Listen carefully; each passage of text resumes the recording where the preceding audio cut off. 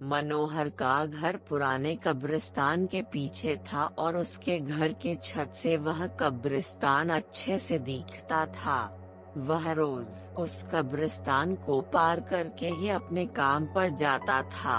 मनोहर के 2 बच्चे थे और दोनों बच्चे बड़े ही शैतान थे। बड़े बेटे का नाम रॉकी और छोटे बेटे का नाम विकी था। एक बार गर्मी की छुट्टियों में रॉकी और विकी की बहन सोनिया भी आई हुई थी। तीनों मिलकर रात के लगभग 12 बजे एक रूम में ट्रूथ और डेयर खेल रहे एक ही मात्रा थे।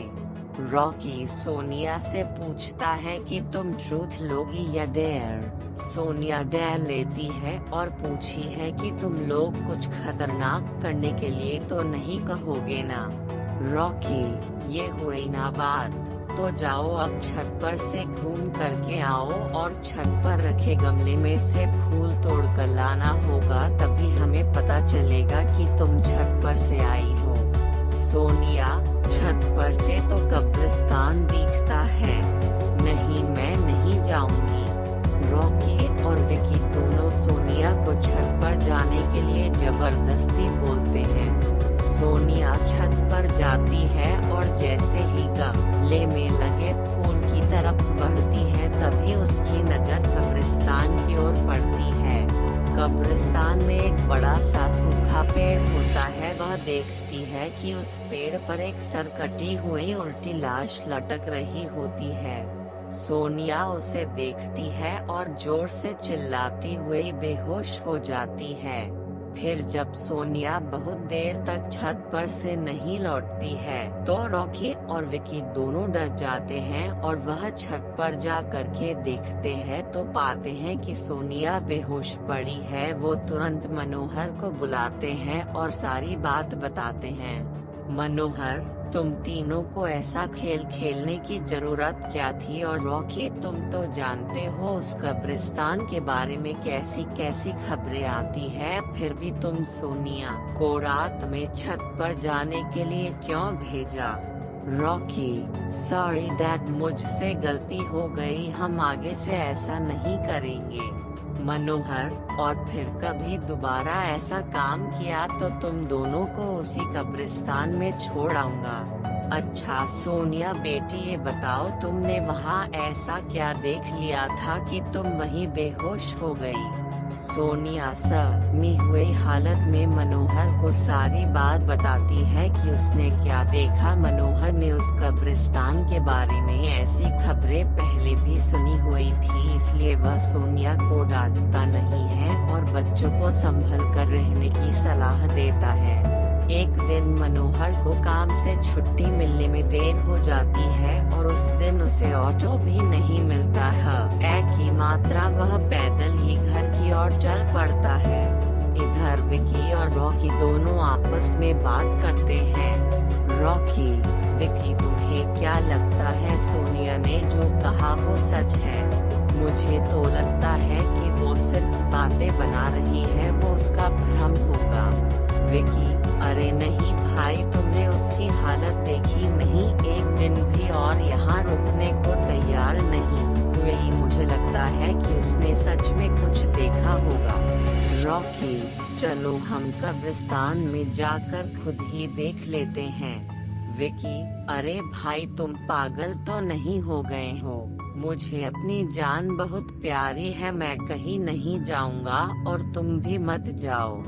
विकी के मना करने के बावजूद रॉकी नहीं मानता है और वह अकेले ही कब्रिस्तान की ओर चल देता है। कब्रिस्तान का दरवाजा खोलता है और अंदर चला जाता है।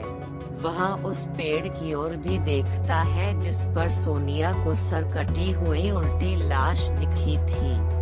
रॉकी खड़े होकर उस पेड़ की ओर देखता है, तभी एक अदृश्य हाथ उसके पैरों को पकड़ लेता है। रॉकी डर जाता है और जोरों से चिल्लाने लगता है, बचाओ बचाओ, छोड़ दो मुझे, मुझसे गलती हो गई, मैं फिर कभी यहाँ दोबारा नहीं आऊँगा। दूसरे कोने पर एक कब्र होती है जो कि खुली हुई होती है, उसके ऊपर खून लगा हुआ होता है। वह अदृश्य हाथ रॉकी को खींचकर लाते हैं और उस कब्र में धकेलने की कोशिश करने लगते हैं। रॉकी चिल्लाता है, छोड़ दो, मुझसे गलती हो गई, मैं फिर यहाँ कभी नहीं आऊँगा, मुझे मत मारो, मुझे जाने दो। मनोहर काम से पैदल घर पहुँचने वाला ही होता है। जैसे ही वह कब्रिस्तान से गुजरता है उसे रॉकी की आवाज सुनाई देती है, ए की मात्रा। मनोहर, ये क्या? ये तो रॉकी की आवाज लगती है, ये तो कब्रिस्तान से आ रही है, मुझे जाकर के देखना चाहिए। मनोहर कब्रिस्तान में चारों ओर देखता है लेकिन रॉकी कहीं नहीं दिखाई देता है। वह घर लौटकर आ जाता है और विकी से पूछता है कि रॉकी कहाँ है। विकी, पापा मेरे बार बार मना करने के बावजूद भी रॉकी कब्रिस्तान में चला गया। वो जानना चाहता था कि सोनिया जो कह रही थी वो सच है या नहीं। मनोहर, हमारे पास समय बिल्कुल भी नहीं है, जाओ घर के मंदिर में शंख में जो जल रखा है वो जल्दी से लेकर आओ, हमें रॉकी को खोजने कब्रिस्तान जाना पड़ेगा। विकी वो जल लेकर आता है। मनोहर और विकी कब्रिस्तान में जात एक ही मात्रा है।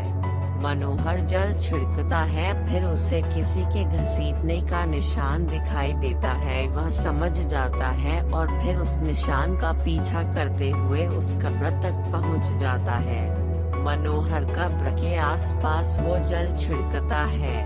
कब्र से अजीब अजीब सी आवाजें आती है। विकी बहुत डर जाता है। मनोहर, मुझे लगता है कि श्रापित प्रेत आत्माओं ने रॉकी को इस कब्र के अंदर कैद कर लिया है, हमें जल्द ही इसे निकलना होगा। तुम ये पवित्र जल आसपास छिड़कते रहो, इससे हमें वो प्रेत आत्माएं कोई नुकसान नहीं पहुंचा पाएंगी। मैं कब्र को खोलने की कोशिश करता हूँ। मनोहर उस कब्र को खोलने की बहुत कोशिश करता है। अंत में वह कब्र खुल जाती है। उसके अंदर रॉकी लथपथ बेहोश पड़ा होता है। मनोहर रॉकी को लेकर हॉस्पिटल जाता है। उसकी हालत बहुत गंभीर होती है। उस दिन के बाद मनोहर उस घर को छोड़कर शहर से दूर एक दूसरे घर में अपने पूरे परिवार के साथ रहने चला जाता है।